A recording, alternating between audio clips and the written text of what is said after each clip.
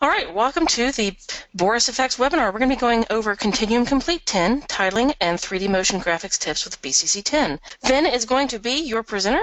Your co-host today is going to be Peter McCauley and Mary Poplin. We're going to answer all your questions in the questions panel. Join us online on our Facebook, Twitter, YouTube, or Vimeo. If you have any questions, again, enter them in the panel, and I'm going to give this over to Vin. Thanks, Mary. All right, let's see. I need to share my screen with you, or you need to share screen. Fantastic. All right, so thank you again, Mary, and let's talk a little bit about 3D objects. What are they exactly? What can they do? Well, 3D objects are a set of 5 filters with hundreds of presets that allow me to create 3D text, shapes, and extrude EPS files right from within the host of my choice, including Adobe After Effects, Premiere Pro, Avid Media Composer, Final Cut Pro, Resolve, Vegas Pro, and HitFilm. Now, they're available as either part of the complete BCC 10 package, or they can be purchased together as part of a separate units package. Now, today we're going to be focusing on Extruded Text, Extruded EPS, Extruded Spline, definitely Title Studio, as well as layer deformer filters, and we're going to be using Adobe Premiere and Adobe After Effects to kind of show those off. Now, for those of you who have prior experience with 3D objects in BCC 9, you may be wondering what's new. Well, the biggest addition to the family, of course, is Title Studio, and Title Studio is our next generation 2D and 3D resolution-independent vector titling solution. Now, we're going to look at that in greater depth in a bit, but some of the other features we're going to cover are the extended support for the FX browser in 3D objects, as well as built-in 3D lighting and camera systems, and support for host camera and lighting systems found in compositors like After Effects and Nuke. And as you see on the screen, we have just a couple of the different effects. We have a little bit of a type-on text here, as well as some lower thirds. And as we look at lower thirds, what I want to do is I want to create this little quick animated lower third that you see here. I have some city footage, and I have some nice text that is extruded and animates on. And to do that, I'm going to be using Extruded Text. So I'm going to come on over here. And my extruded text is located right in my 3D objects folder. And what I have here is this is my initial footage. This is my footage of the city. And now as an editor and a compositor, my first instinct is usually going to be I'm just going to drag my effect and drop it right onto the clip. Now if I do that, one thing I'm going to notice, first I get this text generator window. I'm just going to hit apply just for the second. The minute I do that, it automatically wipes out the video that's there. So there's a couple solutions to that. There's a couple ways around that. First, I'm going to get rid of this effect. Now, what I can do is I could, for example, duplicate my effect layer. So I could duplicate my video layer, excuse me, and put another copy of the city there. Or what I like to do is I'm actually going to come over here, and I'm going to go right down to my new item. I'm going to select black video. And this is just going to create a simple black video layer. And I'm going to take that video layer and I'm going to drag it right on top of my city clip. And this is the layer on my second video track that I'm going to go over and I'm going to apply extruded text to. And I drop that right on there. Now, as you saw before and right now, what happens, the first thing that happens is we get this text generator window. And in this window, I can make any changes to the text I want. I can update it. I can change the font, size, kerning, all of that. For the time being, and we'll get back to this in a moment, for the time being, I'm just going to hit apply. And when I hit apply, you can see that my extruded text composites very nicely right over my effect. So, as I mentioned, one of the things that we want to look at is this new support for the FX browser in all 3D objects. And to launch the FX browser, I'm just going to come right over here to my control panel. And right here we have the button for the FX browser. I'm going to click that. And the first thing that pops up is I get a number of presets that are available for extruded text. And I can select each of them and I can preview them. One of the things that I wanted to show you here is that right down in this corner we have a window here, which is a mini text generator. I can go in here and make a quick change. So let's say I wanted to change my text. I'm just going to change that to the city. And if I click Insert Text, it automatically updates all my text and I can preview the effect right there in the window. Now if I hit Apply, it automatically updates it right on the effect. Now that text generator window is very simple. It just changed the wording of that. If I want to go back in and launch that initial text generator that we saw, I can just come right up here to my BCC Extruded Text effect and click this setup window. When I do that, it launches the window. I can change the text. I can change the font. In fact, let's go in here. I'm going to stretch that out a bit, adjust the kerning a little bit. So I'm going to make the adjustment there. I'm going to hit apply, and it updates right there. Alrighty, so let's take a look at this original effect that I created. So this very simple effect, and I'm actually going to zoom in so we can see a little bit of what's going on here. So let's zoom in here, and we'll move over, and I have to move this window out of the way, and there we go. There's my effect. Okay, so it's a little bit zoomed in here, but what you can see is we've got a little bit of beveling going on. There is some chrome texturing that is here. It's also, you notice there's a little bit of a curve, some deforming going on here. We're going to look at that. And of course, it animates on and off, and you get this nice little light reflection across it. So let's take it step by step and see how we do this. I'm going to go over to my original effect, or my new effect. I'm going to actually zoom out a bit. First thing I want to do is get rid of this preset that I have. So I'm going to come up here. I'm going to hit Reset Effect. And what that does is that takes off everything except for the actual text itself. That's going to stay. I'm going to go in here, and the first thing that I want to look at are my extrusions. Okay, and the extrusion control is basically, how deep is that effect? How big of an extrusion do we have there? And I have full control over that. I also have control over beveling. And beveling is what's going to create that nice little lip that we see around the edge. So what I'm going to do is I'm going to come over here to my bevel style. Right now it's set to straight. And I'm going to go down to Saved Preset. This is going to allow me to access some of the presets that are included with BCC 10. So just to show off some of these, I'm going to zoom in again. And here we can see the beveling that is around here with the initial preset. And all I have to do here is go and I can cycle through and find a different bevel style that works for me. I can also go up here to my load screen, which will, if I hit load, it will open this window, and I can go in here and select any kind of preset that I want, and it'll automatically update. For right now, I think we'll go with this preset right here. So I'm going to zoom back out. We have a little bit of beveling there. The next thing that I want to look at is the material. I want to set the material. As much as I like the default gray that we see here, I want to change it to something else. So what I can do is I'm going to close out the extrusion panel, and I'm going to come right down to material. One thing that I do want to point out is that all of the categories that we see here, I'm going to be touching on in each of the 3D objects that we have today. They're all the same. I have all the same actions, all the same parameters for each 3D object. So if I'm moving through one a little too fast, we are going to come through them. And if you have questions, please let us know. Anyway, so I'm going into the material section. And what I can do here is I can do either a preset or I can select a texture file. If I pull down this drop-down menu, I have access to hundreds of different little texture files. So I can set it to a lustrous palace, or I could set it to brushed metal, or something like that. Anything that I want to work with. If I come up here to None and just turn off the texture file, note that there is, zoom that out a bit, I also have the ability to select a front texture layer. And what this is going to do, we're going to look at this in a little bit more depth in a few moments. But what I can do here is I can actually assign a specific video layer to my material, to my texture. So if I wanted to, I could actually map the city onto my text, the city. But for right now, what I'm going to do is I'm going to go to my texture file, and I'm going to select Metallic Chrome. And there we go. We get that nice textured chrome look to it. All right. The next thing that I want to look at, if we go back to this initial clip, is you'll notice that there is some curving to it. There's a little bit of deform there. And that's where I really want to explore the deform options that are available in all of my 3D objects. So in order to access them, I'm going to close the material. And I'm going to come right down. Oh, nice, that's nice. It jumped all the way down to the bottom for me. And I'm going to go right to the bottom, and you see that I have a number of different options available to me. I can bend it, I can taper my effect, I can curl it, I can use a shatter effect, a ripple effect, a pulse effect. As we go through today, I'm going to look at the various deformers that are there. But for now, I'm going to select curl. I'm going to just enable that checkbox, which activates my curl deformer group. So I'm going to select that.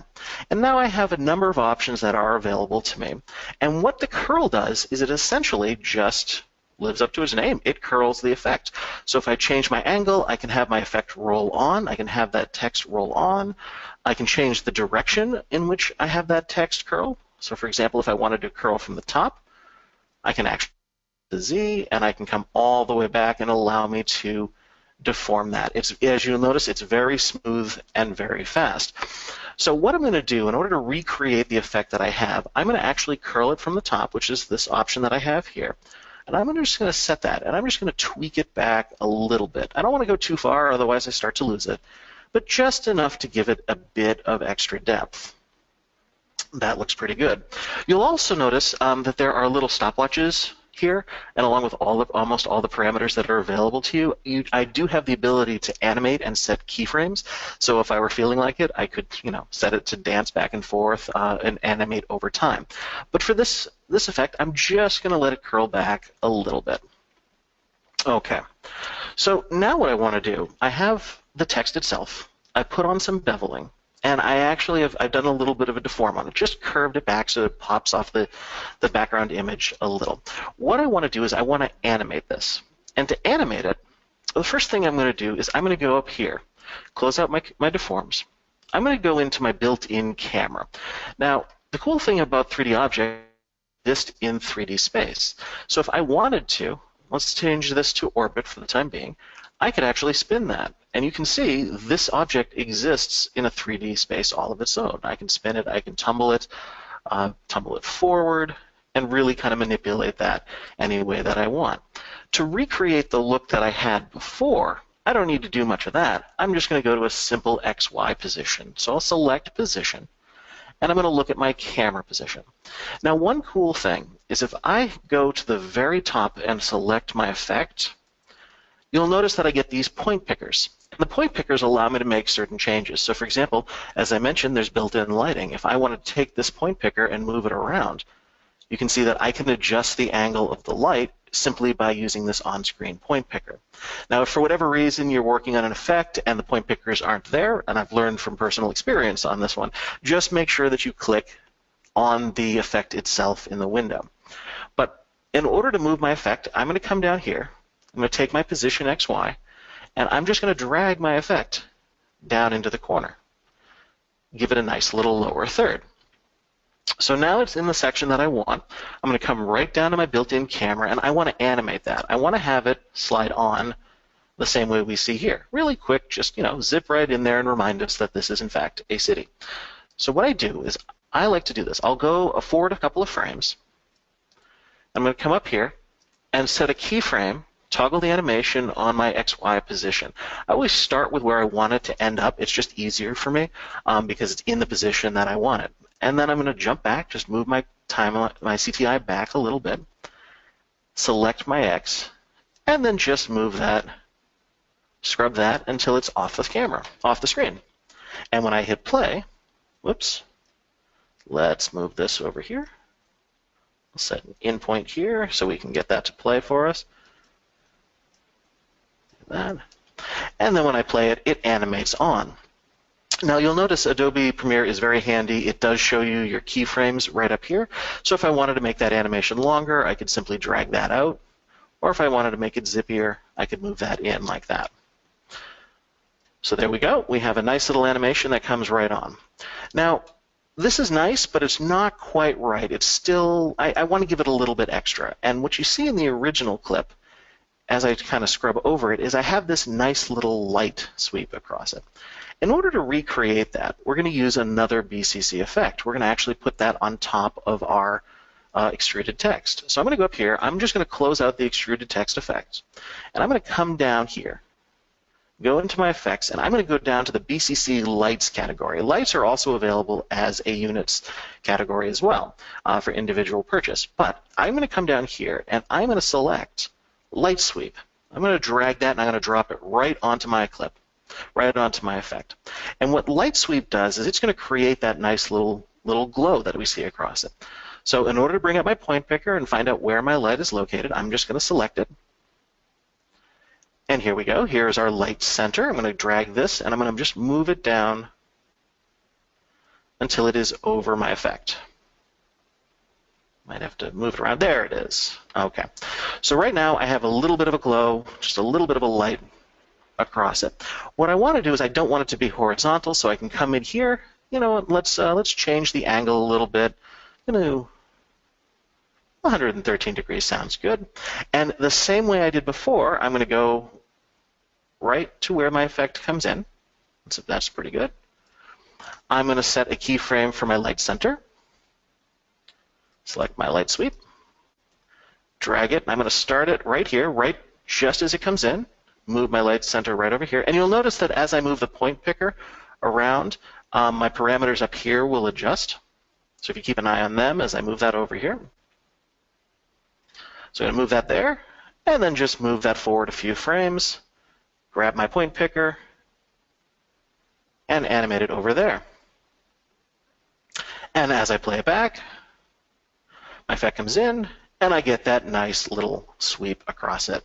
So that's a nice way to take just to very quickly create a nice, shiny, glossy 3D extruded lower third. And you can play around with this and come up with different options, to match the project that you're looking for. All right, so that's just the text. What I want to look at now is another option. Another filter that's available, which is Extruded EPS. And what Extruded EPS does is it allows me to not just take text, it allows me to take a file that I've created, an EPS file I've created in Illustrator, and extrude it in the same way that I did my text. And here I have a nice little Extruded EPS file, and let me just change my parameters there, and okay, and I'll play that through, and you'll see that I have a 2D image, and what I'm going to do is create this really nice dissolve. It's basically I have my logo, and a gust of wind comes in and blows it all the way to dust. This would be a nice way to create, for example, a logo for my film company if I wanted to, or some sort of logo stinger or something like that. And believe it or not, it's actually easier to create this than it was to create the extruded text. There are fewer steps. Now, in order to do that, what I want to do is I want to create a white background just so I can recreate this. So I'm going to come over here to my bin, and I want to create a color mat. I want to create this white background. So just the same way I did the black video, I'm going to go over here to my new item. I'm going to go up here to my color mat, select color mat, hit OK. This is going to allow me to select a color. I'm going to choose white, click OK, name it color mat. And there it is. It's added to my bin, and I can use it however I would like. What I'm going to do is I'm just going to drag that right into my timeline, and now I have this nice white background. Now, just to remind you, as I mentioned earlier, if I were to take the Extruded EPS filter and drop it directly onto that clip, I'm going to lose that background. It's going to go black in favor of the 3D object. So to prevent this from happening, just the same way as I added that black video earlier, I'm going to take that color mat, and I'm just basically going to drag a second instance of it right on top onto my second video layer. That way, I can apply my Extruded EPS filter directly to that, and I won't lose my background. Now, the first thing that you notice when I drop Extruded EPS on here is it asks me for an external media file. So in order to do that, I have to load a file. So I'm going to go over here, and I'm just going to select load. And this is going to bring up a window which allows me to load a file. The important thing to remember when you're dealing with EPS files is that these are EPS files. They have to be saved in Illustrator 8. So for example, if you create something in CC 2015, just make sure that you export it as an Illustrator 8 file. That's the best file to work with. That'll allow the 3D object to generate it. But all right, so looking at what is available to me in the Extruded EPS, the first thing you notice is I don't have that FX browser window. There is no FX browser for Extruded EPS, and the reason for that is all of the presets, anything that has to do with this effect, is generated by whatever image I import. That said, I still have access to all of my extrusion styles and material styles. Everything that was available to me in Extruded Text is also available to me in Extruded EPS. There is one addition that is unique to Extruded EPS, and it's a very important one. And actually, if I'm going to go here to my material section, scroll down a bit, and one of the things that's unique to Extruded EPS is the ability to keep the EPS color. When this is toggled, when this is checked off, the 3D object is going to read the initial color values that were included in the EPS file.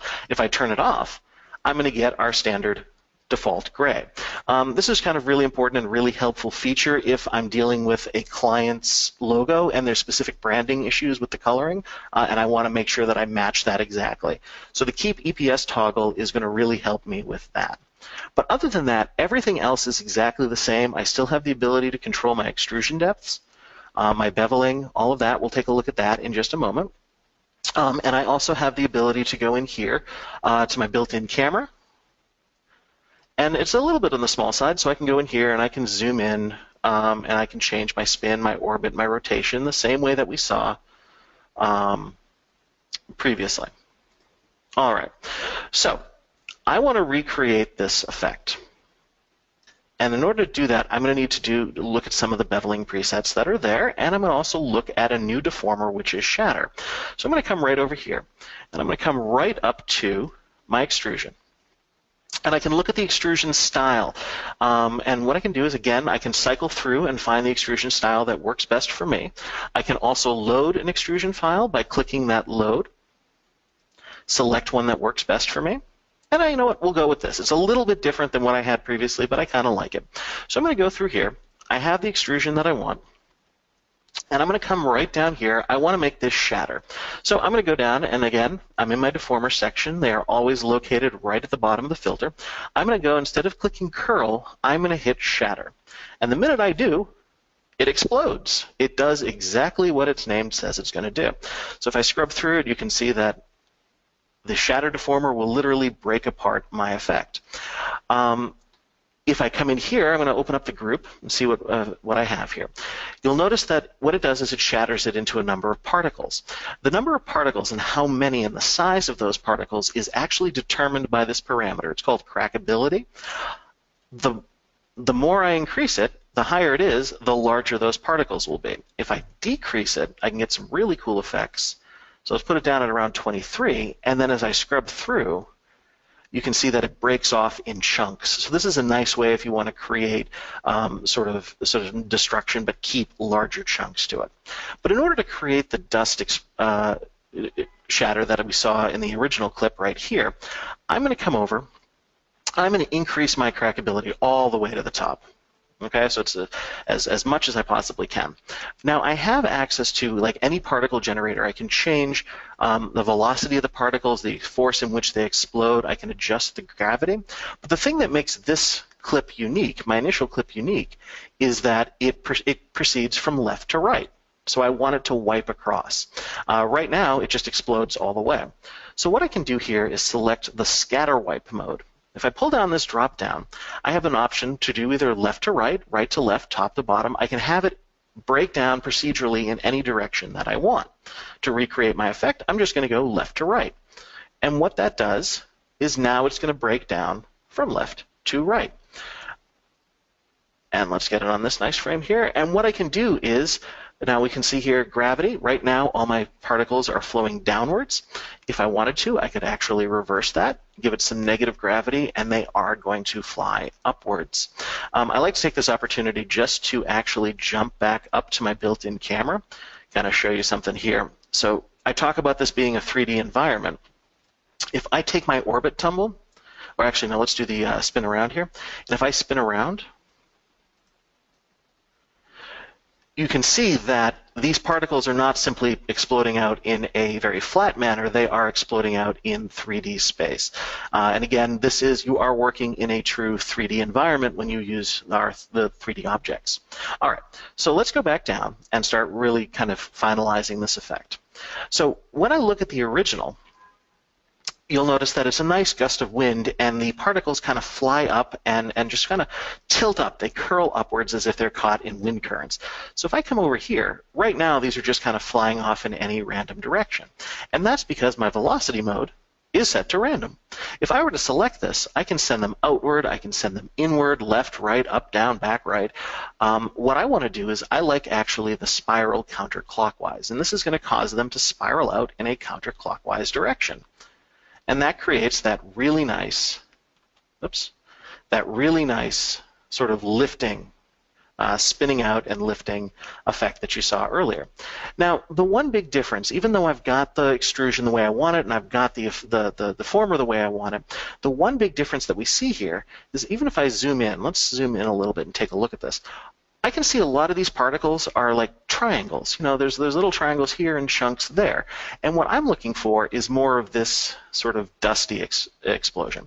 And now the way to recreate this is something that we do sort of as we get to the end of an effect, once it's set up the way I want it.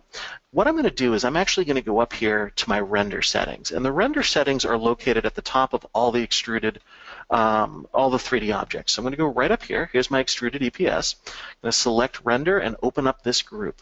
By default, the polygon count is set to 25, and the reason for that is it makes it easier to scrub through and make changes in real time.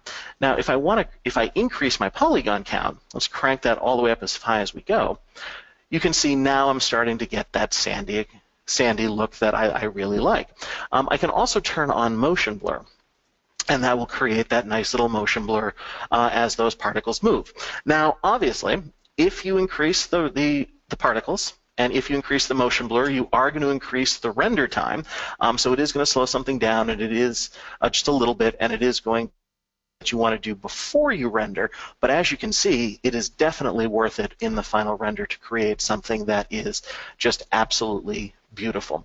And I think one of the important things to take away from this is, you know, I'm not doing this in some sort of 3D program. I'm doing all of this in Premiere Pro without exporting to a 3D modeling program. So I'm able to do this and then just drop it right onto a clip and continue on in my timeline.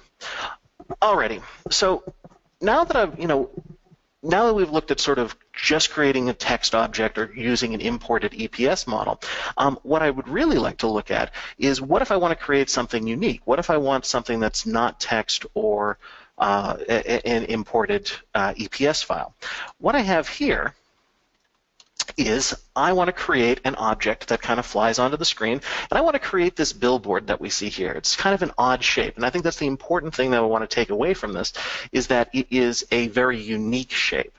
In order to create something like this, we're going to use extruded spline.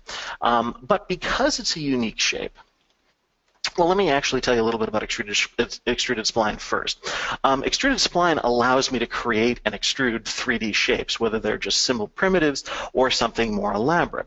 Now, in terms of focusing on this, you know, we want to look at the fact that it is an irregular shape, but I also want to look at the fact that unlike everything we've done before, we're using multiple types of materials here. We got this black mesh that's in there. We have this nice green extruded border that's out there. And while I can create a lot of the basic shapes, circles, squares, in Premiere with extruded spline, this is an instance where I'm going to need something that's a little bit more robust. I want more control over how I create the basic shape. And to do that, I want to take advantage of the masking system that's available to me in Adobe After Effects. So right now, we're going to jump over to Adobe After Effects. I'm going to pull that up. And okay, so here's my effect. It's in Adobe After Effects, and again, we're going to take a look at how we use the extruded spline 3D object to create this irregular shape. So the first thing that I'm going to do is I'm going to create a brand new composition. I'm going to go to Composition, New Composition. I'm going to name it Billboard. All right. Next, I'm going to create a new layer. I need to create a new solid, and this is the layer that my billboard will go on. To create a new white solid, I'm going to come over here to my Effect and Presets and select BCC Extruded Spline. Now I'm going to drag that right onto my layer, and just as we saw happen in Premiere, the 3D object takes over that layer and completely erases my background. So what I can do for that, again, is I could create a new layer and add it to the bottom. Or if I wanted to, I could grab, let's see, I have some video here of a guy on a motorcycle. You can just go in there, drag that right from my project, and drop it in the bottom, and it composites correctly. Now, since I'm only going to focus on creating this billboard, I'm just going to get rid of that background for the time being. All right, so this is the extruded spline, and as you can see, I still have access to my render controls, my extrusion controls, and all my deformers, everything that we saw in the previous previous filters. What I can do with Extruded Spline is, again, I can create a rectangle, I could create an oval, a lot of these primitive shapes. But these don't really work for what I want in creating my billboard. In order to do that, I need to create a mask. So what I'm going to do is I'm going to select my path type. I'm going to go here, and I'm going to select AE Mask. Now, don't worry about the fact that this jumps over to the side. The reason it's doing that is because it's looking for a mask. It's looking for a mask that was created in AE. It doesn't have one, so we need to give it one. So what I'm going to do is I'm going to go over here and grab my pen tool, and I am not an artist, but I am going to try and draw a shape that closely approximates what I drew originally. Now, if you're like me and clearly not good at drawing shapes, I can always go over to the View, Show Grid, and even go down here to Snap to Grid, and this will help me. I tend to be a little bit OCD about where things are perfect, and it'll allow me to, really kind of match that up so that I can create something that looks fairly reasonable. All right, I'll turn off my grids here. Okay, so what I'm going to do is now I have my mask. I need to tell Extruded Spline, hey, I want you to use this mask. So I'm going to go right over to my AE mask. Right now it's set to none. I'm going to select Mask 1. And right there, my spline is now determined by my mask. So if I were to increase or change the shape, my spline is going to adjust accordingly. Now, if you're like me and you forget, which mask I'm using, if I do multiple masks, always remember a nice trick in Adobe After Effects is select your layer down here in your timeline, and then just hit M, and it'll bring up a list of all the masks that you currently have. So that's just a nice little trick there. Okay. So, since the spline, okay, so what I want to do actually now is I want to look at the beveling. If we look at the original render, we have this nice lip that's right there. So I want to recreate that. So I'm going to come on over here, and I'm going to come down here into my extrusion settings. I'm going to open that up. And the first thing that I'm going to do is I want to change my extrusion style. I want to change it to the default gray. That's going to give me a little bit of a bevel already. And that's something that I can work with. It's default gray. Don't worry, we're going to be changing that soon, but let's focus on the beveling. So I'm going to go to my bevel style. And the first thing that I want to do is I'm going to go to Saved Preset. Now, I could go to Saved Preset, but actually before I do that, I want to show you something. A Saved Preset is going to allow me to select any one of the saved presets that are available with BCC 10. But I can also go down here to Host Path. What I'm going to do is I'm going to select Host Path. And I'm going to zoom in just a little bit. I'm going to move that over here. And I want you to keep an eye on this bevel that's right here. What Host Path allows me to do is, again, I can come up and take my pen tool, and I'm just going to create a shape, any kind of shape here. It doesn't have to be a closed mask. I'm just going to create this little pointy shape. And when I come up here, I'm going to select the Host Path, and the Host Path I'm going to assign to my second mask. That's the one I just created. When I do that, watch as I move this spline around. I'm able to customize exactly how I want that bevel to look. Let me increase the bevel just so you can kind of see that. But I can make adjustments to my host path to create a custom spline. And now the cool thing about this is then I can go in here. I can go to my bevel save preset. I can actually save that. And let's click Save, do Custom Spline. And once I hit save, that preset that I have created, my custom preset, is now available in every host that is supported by BCC 10 on my system. So it really is a nice way of I can then open up this spline and if I'm going into Nuke or if I'm going into back into Premiere. But for this tutorial, what I'm going to do is I'm going to turn off my host path. I'm just going to go to a saved preset, and I'm going to go down here to Raised Trim. And that comes pretty close to what I want in my original effect. So I'm going to come down here, select my bevel, my save preset, and increase the bevel amount. I think I want to get that up maybe to about 1.8, just so there's a little bit more of a lip there. And I'm also going to go to my down to my side style. And now the bevel is sort of this beveling around here. The side style is going to actually change how the side of the effect looks. So I'm going to come down here, go down to a saved preset, but just be aware I can also create custom side styles. So I'm going to go down to Save Preset, pull this down, and I'm going to do slight inward bump. Okay, so now I have this nice little ridge around it, and I want to separate my background from my ridge. I need to create the material, and everything that we've seen so far, this is all one color. But if I go back to my original effect, I actually have two materials here. I've got the green edge as well as this mesh background. So in order to do that, I need to make a few changes in my material section. I'm going to come down here. I'm going to close out the extrusion. Let's close this out just so I can see here. We're going to go to Material. Now, before I actually look at the material, the first thing you notice is that the material count is set to same on all sides. There's only one material available, and that is our dear friend default gray. I want to set it so that I can set a separate material for my side as well as my background, or my face. So I'm going to come down here, and in this material count, I can select up to 4 different materials and assign it to the front, the back, the sides. In this case, I'm just going to select front, back, and side. And when I do that, notice that now I have access to separate material controls for the front as well as the bevel. So what I'm going to do is I'm going to twirl down the front, and I can go in here. Now, I could select a preset. I could select a texture if I wanted to. But remember when we were looking at Extruded Text, and I was looking at the texture layer. Here's how we actually get a custom texture layer in there. I'm going to go over to my project, and I'm going to select, let's see here, what do I have here? I have, where are my images? I have this honeycomb mesh. So this is just an image that I downloaded off the internet, and it is this honeycomb. I'm going to drag it right to the bottom of my stack, and it shows up as a background. I don't need it to do that, so what I'm going to do right now is I'm actually just going to turn that off. I don't need it as my background. But what this allows me to do is if I come in here, I go into my front material, and then select my front texture layer, now it becomes available to me, and I can tell Extruded Spline I want to use that as my background. And it maps that layer directly to my background. Now what I can do here is the mesh is a little bit larger than I want it to, so I'm going to come down. I have controls over how scaled up it is. I'm just going to bring that down. Let's bring it down to about 50 down here, and we'll bring it down to about 50 on the Y. And that creates a nice, finer mesh look to it. You'll notice that I still have sort of these, my masks are still displayed on screen, so I'm just going to come down here to toggle the map and shapes off. That way they're not sort of just sitting there.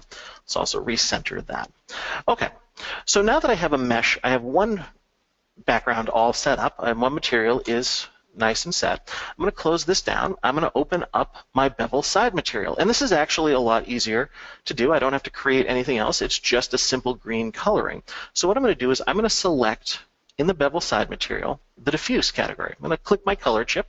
This opens up a little color window, and let's set it to a nice green. And as I move it around, you can see, again, it's very responsive, updates very quickly. Go right in there, click OK, and now I have something that more or less matches my original design. Now, the big thing that we have here, the big difference is that this image is going to fly off. It flies onto the screen. It comes right off from a different thing. So it's not sliding on like we did with the extruded text. So what I want to do is I'm going to come down here, open up in my project. I'm going to go into my Transformations tab, do something a little bit more elaborate. I want to change the orientation of this image. I also want to change its scale and position. So in order to do that, the same way I did with the extruded text, I'm going to move forward a little bit, a couple frames. This is exactly where I want it to be. This is where it's going to end up when it's finally done. And I'm just going to click my stopwatch on orientation X, orientation Y. Let's do position XY and master scale. So I've created keyframes for all of these. I'm going to go back to the very first frame, and then I can start playing with, let's tilt it back. Yeah, let's tilt it back a little bit that way. Let's spin it over a little bit so it kind of flips out, and let's drag that master scale. Let's shrink it down so it kind of grows. It grows as it comes out. And then what I'm going to do is I am going to select this little XY indicator, and I'm going to come right up here, and that places my XY position right up at the top. So when I hit play, my effect flies out, and it creates that nice little look. Now I can set other keyframes to have it rotate the same way that we have a slight rotation here. What I'm going to do is, just because I want to cover some Title Studio stuff, I will be doing a tutorial later on that will be posted on the Boris FX website that will show how to composite sort of this light sweep and everything that you see here and all of the glows that you see here. So that'll be available on the Boris FX website, and you can definitely check that out in a couple of days. Right now, let's go back to Premiere and take a quick look at Title Studio. All right, so with Title Studio, hey, it's still playing in the background here. All right, so I have here Title Studio, and before we get too in-depth on Title Studio, I do want to look at a couple features of it first. So what I've done is I've applied Title Studio to just a black solid in Adobe Premiere. And Title Studio is available in the 3D Objects category. And I'm going to go over and I'm going to launch my FX browser.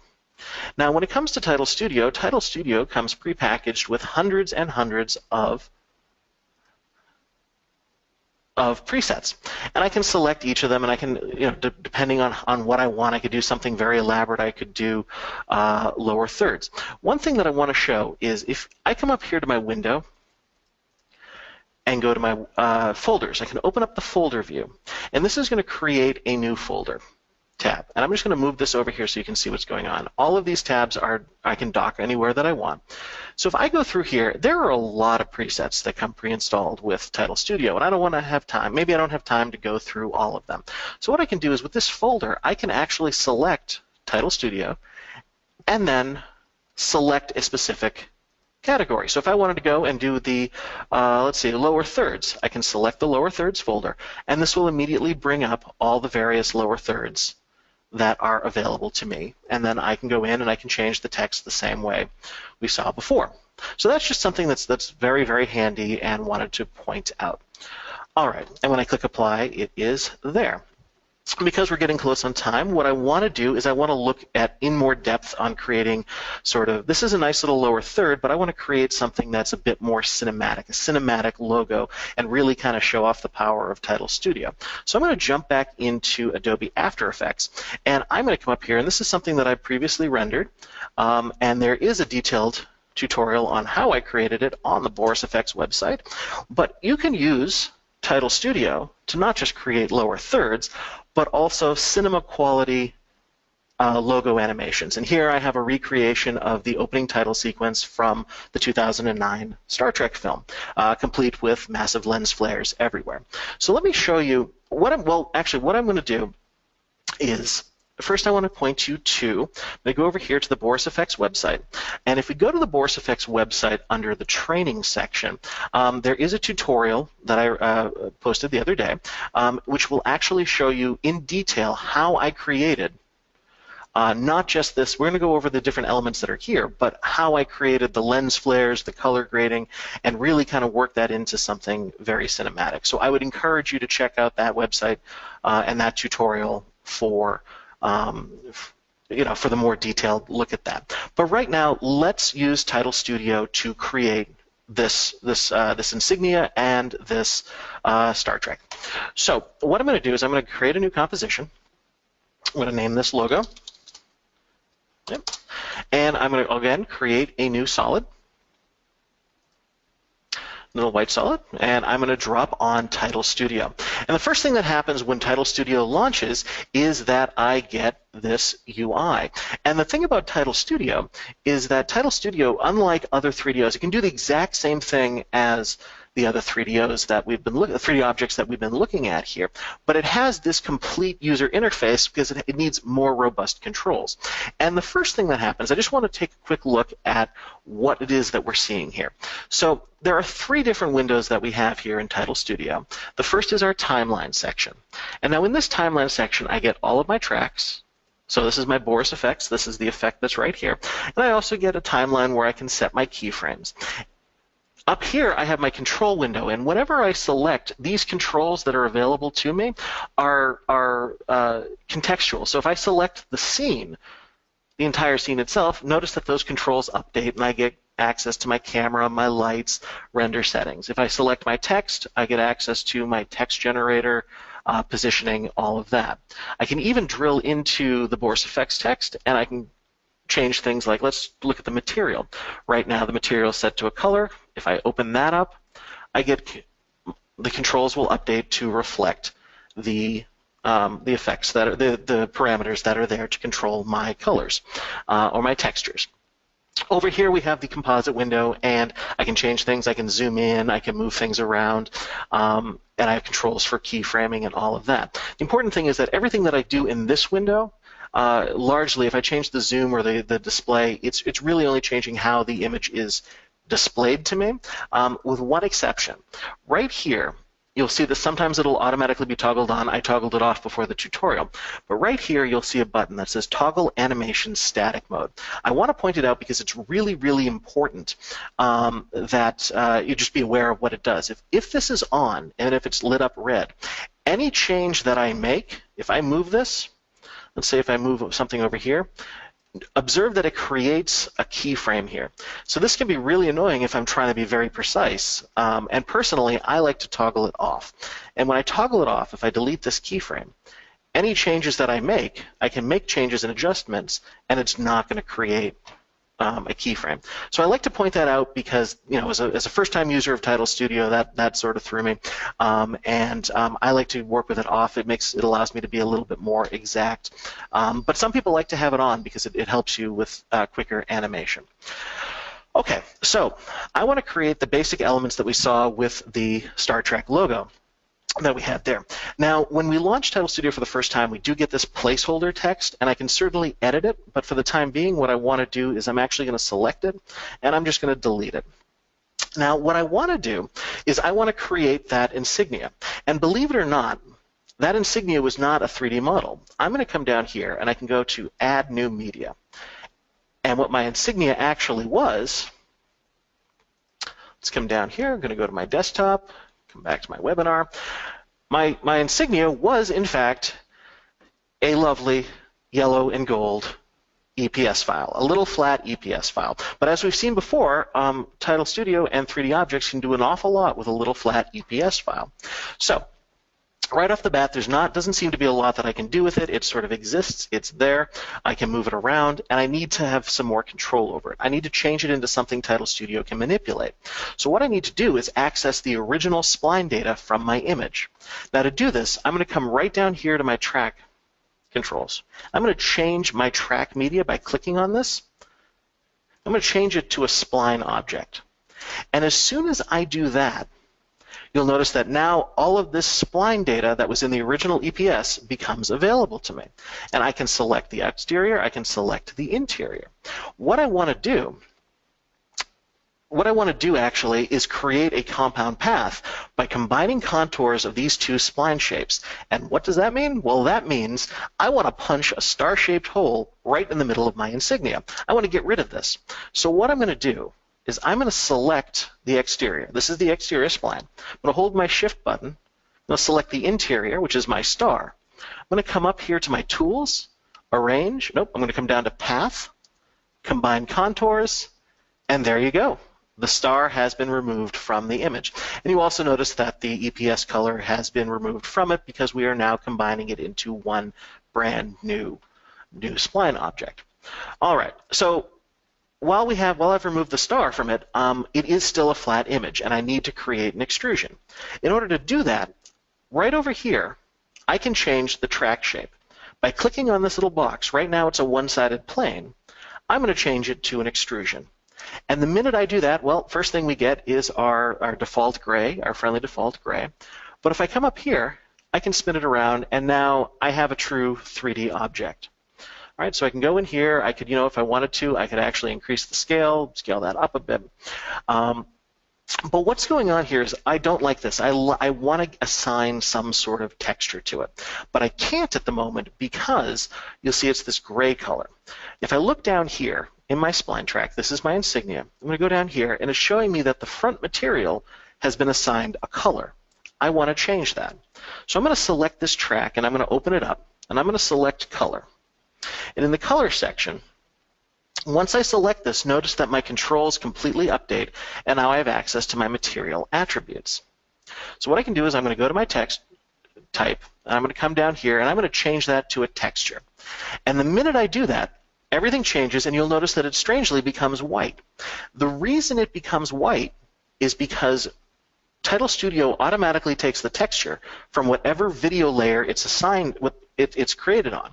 So in this case, it's taking the white from the white solid that I created and placed Title Studio on.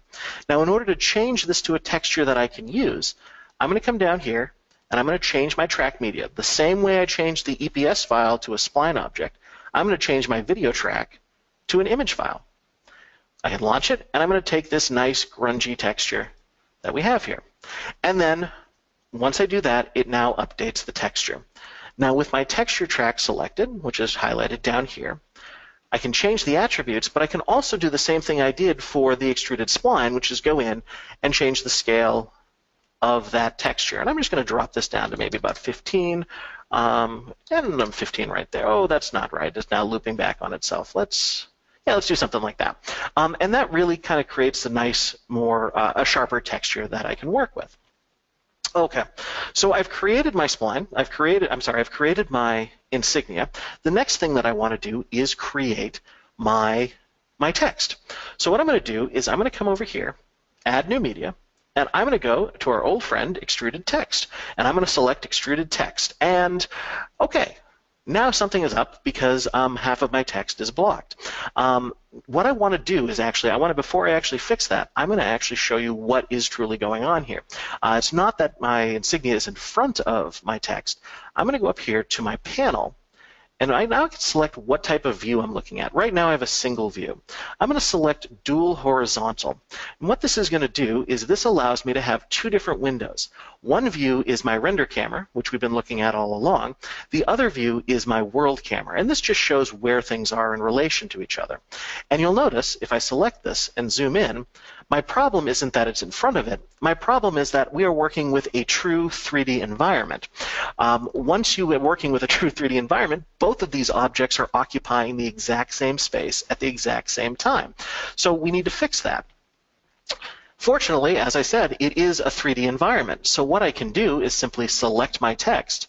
Right now I have my text track selected. You can see it down here.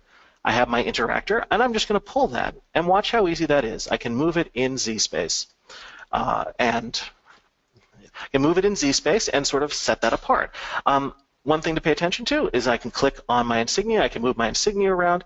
And I want you to kind of notice how responsive and how responsive the Title Studio is in moving these objects around. So once I have that set up, I can now have the insignia in the background, and I can have my text. So we're getting close to having to wrap up, and there are a few things that I do want to cover just a little bit and touch on briefly. One of the things that is new to BCC 10 and Title Studio are lighting. And I really kind of want to point this out because I have two different objects here. So I'm going to select my scene. And if you remember earlier when I said the scene container itself, it controls camera and lighting. If I go into my scene container, I can select my camera and I can move my camera around and set keyframes for it. But I also have control of my lights. Now by default, I have a point light assigned here.